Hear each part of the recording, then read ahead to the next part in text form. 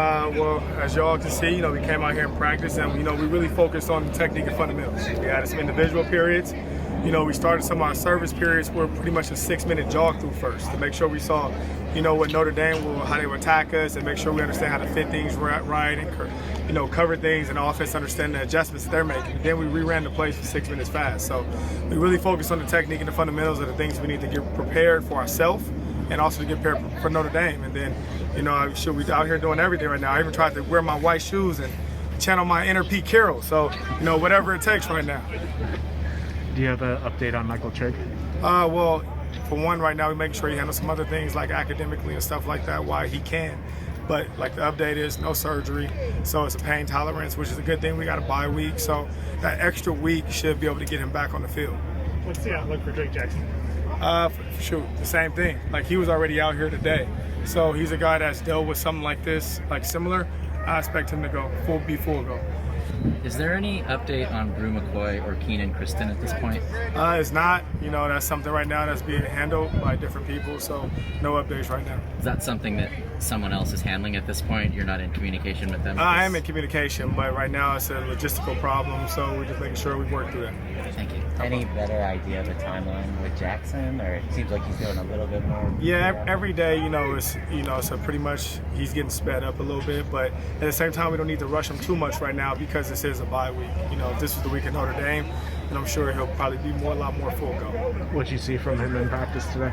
Well, I definitely got a chance to see him, throw some skelly and some do Indy and a couple other things like that. So just working him in there and make sure, he's fully ready to go. How do you want to attack the bye week? What different do you want to do during the bye week? To make sure, like I said, we focus on us. Make sure we get back to the technique and fundamentals. Like, everybody's techniques and fundamentals are extremely high when you come into camp, right? Because they've been doing all this extra work and making sure whatever position they play, that whether it's the O-line or DB or whatever, that some of those kind of get, washed a little bit once you get in the course of the season, because everything you're doing is prepare for the opponent. So make sure we get back to focusing truly on us, making sure we get back to the techniques and fundamentals of football. What can you do to attack the tackling? Say that, I'm sorry. What can you do to attack the tackling? Well, it's the same thing.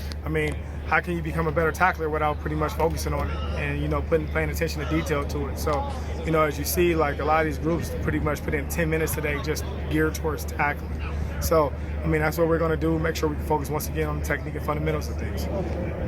Halfway through the season, what would be your evaluation of the offensive line? Like, say, the performance of that first half? At times really good, at times really bad. That's pretty much where we are as a team. That's why we're 500, right?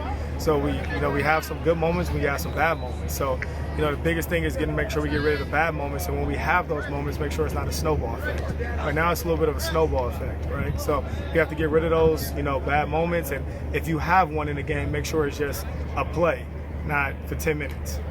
What do you think contributes to that snowball effect happening? It's a lot of things that contributes. It's players, right? It's scheme, it's us, it's me.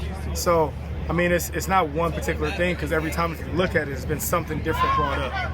So it's everything, and that's why we're trying to make sure we correct everything and focus on us. What has been the biggest issue with the tackling that you've seen on tape? To me, it's always guys, either they don't understand their leverage and they think that every tackle is a one-on-one instead of truly understanding what leverage they need to play and know they have help on the field. So a lot of guys think they're doing tackling one-on-one. It shouldn't be one-on-one, it should be a gang mentality, right?